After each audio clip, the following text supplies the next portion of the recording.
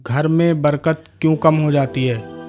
7 आम गलतियाँ। क्या आपके घर में कमाई तो आती है, लेकिन पता ही नहीं चलता कि पैसा कहाँ चला गया? क्या घर में सामान तो बहुत है, लेकिन दिल को सुकून नहीं मिलता? क्या कभी ऐसा लगता है कि मेहनत तो बहुत है, लेकिन बरकत कम होती जा रही है? और क्या आपने कभी सोचा है, आखिर ऐसा क्यों होता है? दोस्तों, हर परेशानी को सिर्फ पैसों से जोड़ना अच्छा नहीं है। कभी कभी इंसान के पास बहुत कुछ होता है, लेकिन उसमें बरकत कम महसूस होती है। आज हम बात करेंगे घर में बरकत कम होने की 7 ऐसी आम गलतियों के बारे में, जिनसे हमें बचने की कोशिश करनी चाहिए। वीडियो को आखिर तक जरूर सुनिए, क्योंकि आखिर में हम अपने घरों के लिए एक खूबसूरत दुआ भी करेंगे। अस्सलाम वालेकुम दोस्तों, आप देख रहे हैं समद व्लॉग। दोस्तों, बरकत का मतलब सिर्फ ज़्यादा पैसे होना नहीं है। बरकत का मतलब है कम चीज़ों में भी ज़्यादा फ़ायदा, कम वक्त में ज़्यादा काम, कम खाने में भी ज़्यादा संतुष्टि, और घर में ऐसा सुकून जिसे सिर्फ पैसों से ख़रीदा नहीं जा सकता। कभी एक छोटा सा घर होता है, साधन बहुत ज़्यादा नहीं होते, लेकिन परिवार में मोहब्बत होती है, सुकून होता है, आपसी इज्जत होती है। और कभी बड़ा घर होता है, सुविधाएं बहुत होती हैं, लेकिन दिल बेचैन रहता है। इसलिए हमें सिर्फ ये नहीं सोचना चाहिए हमारे पास कितना है, हमें ये भी देखना चाहिए हमारे पास जो है उसमें बरकत कितनी है।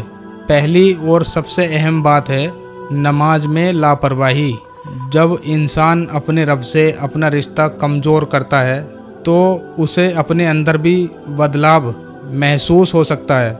नमाज सिर्फ एक जिम्मेदारी नहीं, बल्कि अपने रब से जुड़ने का जरिया है। इसलिए अपने घर में नमाज पढ़ने का माहौल बनाने की कोशिश करें। अगर घर में बड़े नमाज की पाबंदी करेंगे, तो बच्चों पर भी उसका अच्छा असर होगा। लेकिन एक बात याद रखिए, हम किसी के बारे में ये फैसला नहीं कर सकते कि उसके घर में बरकत क्यों नहीं है। हम सिर्फ अपने अमल को देख सकते हैं और ख़ुद को बेहतर बनाने की कोशिश कर सकते हैं। दूसरी बात है कमाई। इंसान को सिर्फ ये नहीं देखना चाहिए कि पैसा कितना आ रहा है।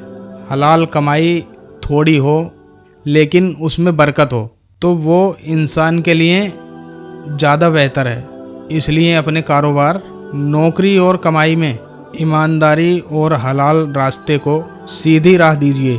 धोखा, झूठ, नाप तोल में कमी और किसी का हक मारना, इन चीज़ों से बचना चाहिए, क्योंकि असली कामयाबी सिर्फ ज़्यादा कमाना नहीं है, बल्कि पाक और जायज़ तरीके से कमाना है। तीसरी बात है घर का माहौल।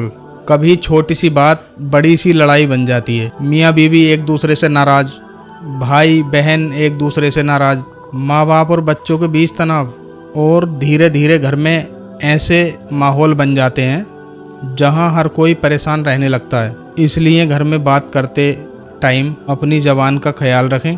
गुस्सा आए तो तुरंत जवाब देने के बजाय कुछ पल खामोश हो जाएं। हर बात का जवाब देना ज़रूरी नहीं है। कभी कभी घर की खुशी हमारे सिर्फ एक बोल से बच सकती है।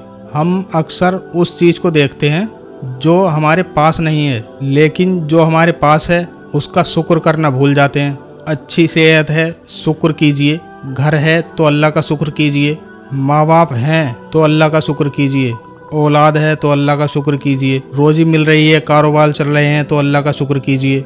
क्योंकि इंसान जब हर वक्त शिकायत करता है, तो उसे अपनी मौजूद नेमतें दिखाई नहीं देती। इसलिए रोज़ कुछ पल रुककर अपने रब की नेमतों को याद कीजिए और दिल से कहिए अल्हम्दुलिल्लाह।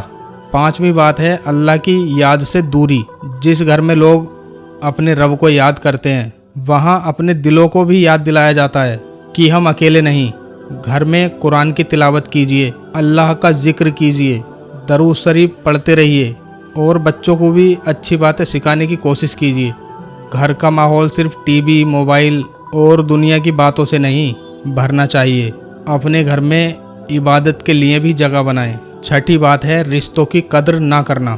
कभी कभी इंसान बाहर के लोगों के साथ बहुत अच्छे तरीके से पेश आता है, लेकिन अपने घर वालों से ही कड़वी बात करता है। माँ बाप की इज्जत, रिश्तेदारों से अच्छा सलूक और परिवार के लोगों के हक, इन चीज़ों को नज़रअंदाज नहीं करना चाहिए।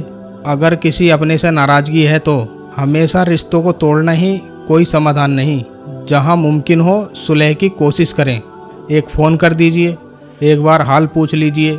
कभी एक छोटा सा कदम बड़े बड़े रिश्तों को जोड़ देता है। सातवीं बात, हर वक्त मोबाइल और दुनिया की चीज़ों में खोए रहना। आज हमारे हाथ में पूरी दुनिया है, लेकिन कभी कभी इसे मोबाइल की वजह से हम अपने घर वालों से दूर होते जा रहे हैं। एक ही कमरे में 4 लोग बैठे होते हैं, लेकिन चारों अपने अपने फ़ोन में व्यस्त होते हैं। बच्चे माँ बाप से बात करना चाहते हैं, लेकिन माँ बाप फ़ोन में व्यस्त हैं। इसलिए रोज़ कुछ टाइम ऐसा ज़रूर रखें जब मोबाइल एक तरफ हो और पूरा परिवार एक साथ बैठे।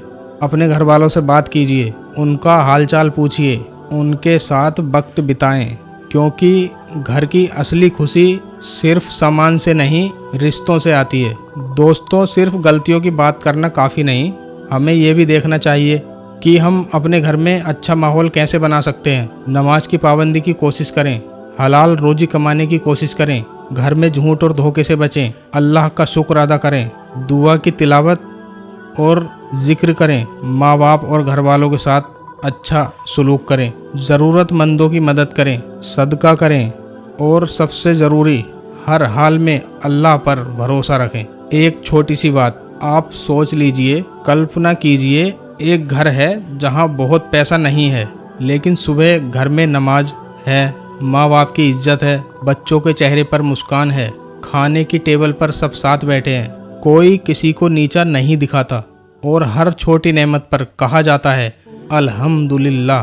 शायद यही असली बरकत है, क्योंकि बरकत हमेशा चीज़ों की गिनती में नहीं होती। कभी बरकत सुकून में होती है, कभी रिश्तों में होती है, कभी सेहत में भी होती है और कभी उस थोड़ी सी रोजी में जिससे पूरा घर खुशी से चल जाता है।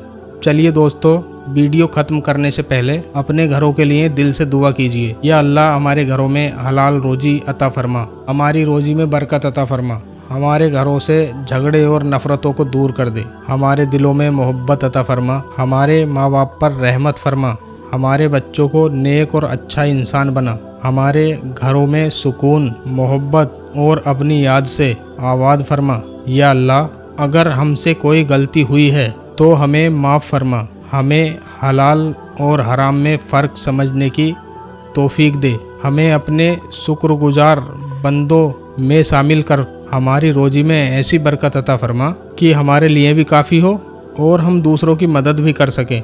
या रब्बुल आलमीन, हमारे घरों में रहमत, सुकून और बरकत नाजिल फरमा। आमीन या रब्बुल आलमीन।